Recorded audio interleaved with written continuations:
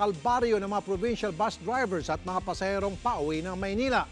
Ngayong araw kasi ang dry run ng pagbabawal sa mga provincial bus sa EDSA. Tiyempo yan ngayong uwian ng mga nagsiluwas ng probinsya noong Semana Santa. Para sa update, umaaksyon live mula sa Interim Bus Terminal sa Valenzuela, si Jen Calimon. Jen, paano ba pinatutupad ngayon ang patakarang yan?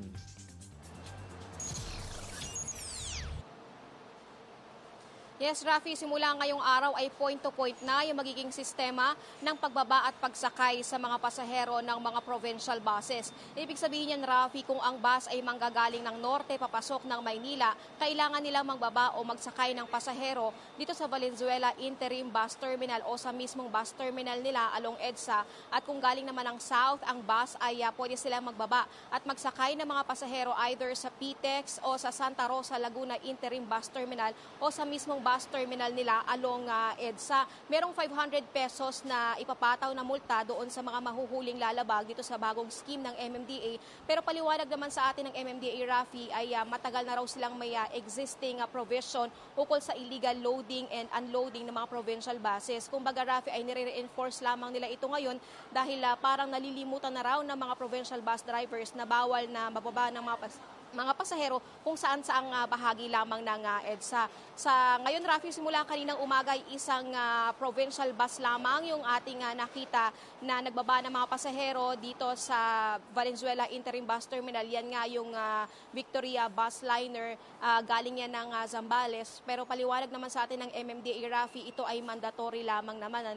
Kumbaga, hindi naman required na mag-participate sa dry run ang lahat ng bus company. Itong nakikita nyo mga bus sa aking likuran, Rafi, yan ay mga city buses lamang na maghahatid sa mga pasahero along EDSA o sa anumang syudad sa Metro Manila. Rafi.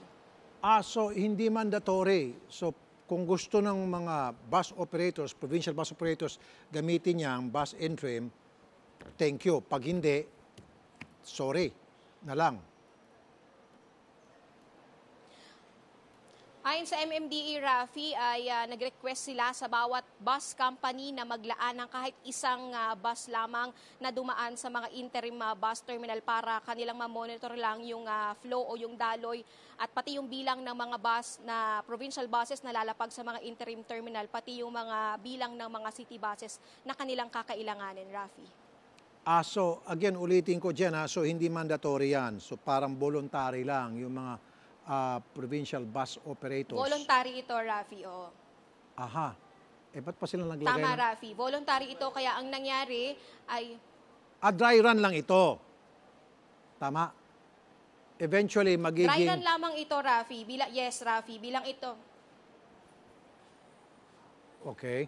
So... Yes, Rafi. Dry run pa lamang ito ngayon, kaya ito ay voluntary lamang para sa mga bus company. Hindi lahat ng bus ay kailangang mag-comply dito. Pero yun nga, ulitin lang natin, nag-request naman ang MMDA sa bawat bus company na mag-participate o maglaan kahit isang bus lamang na dumaan sa mga interim bus terminal, Rafi.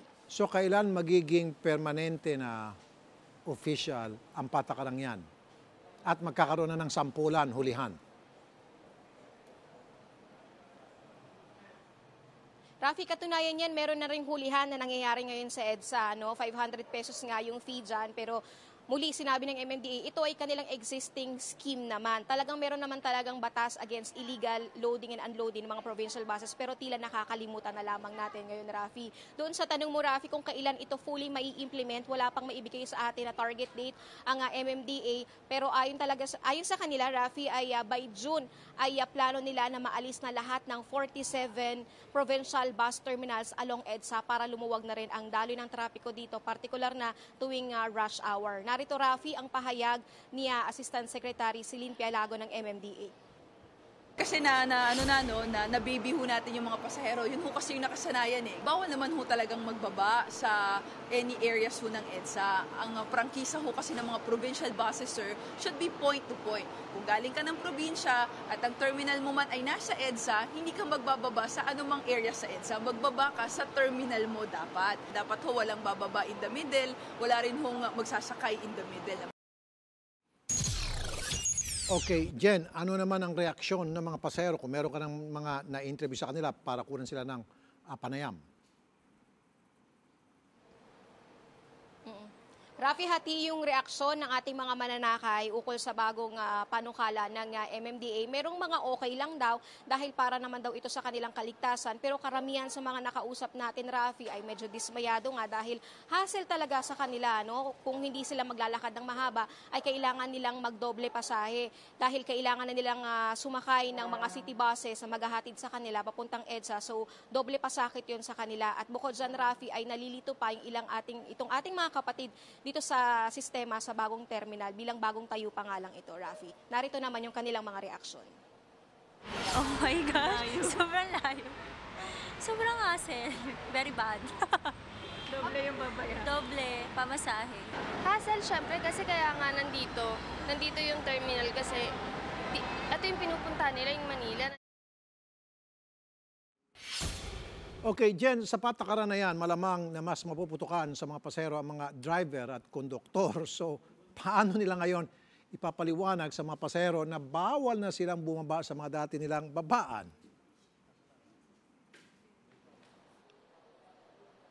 Alam mo, Rafi, ayon sa ilang driver na ating nakausap, okay lang naman daw sa kanila yung itong scheme na ito. Pero ang mas inaalala nila ay yung init ng ulo ng kanilang mga pasahero. Kaya ang diskarte nila, Rafi, sa probinsya pa lang, pagsakay pa lang ng kanilang mga pasahero, ay pinapaalala na nila na hindi sila pwedeng magbaba ng pasahero kung saang bahagi lamang ng EDSA. At pagdating naman nila doon sa mga areas na pwedeng babaan, katulad nito nga Valenzuela Interim Bus Terminal o halimbawa na lamang, Rafi, sa Kamatsile, ay muli nilang pinapaalala sa mga pasahero na pwede na silang bumaba o hanggang doon na lamang sila at ang susunod na bus stop na ay sa kanilang mga bus terminal mismo. Aminado sila, Rafi, na talagang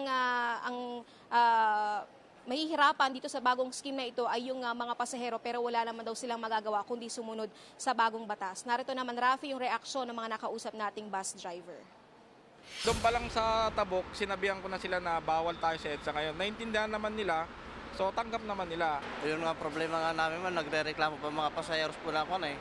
Kasi sobrang layo na po daw ang babaan. Pinapaliwanag din namin, ma'am, kasi ang kapalit sana doon sa Valenzuela po ang babaan. Pero yung sinasabi na lang namin sa terminal lang po para maiwasan po ang traffic natin sa EDSA. Maraming salamat, Jen Carlimon.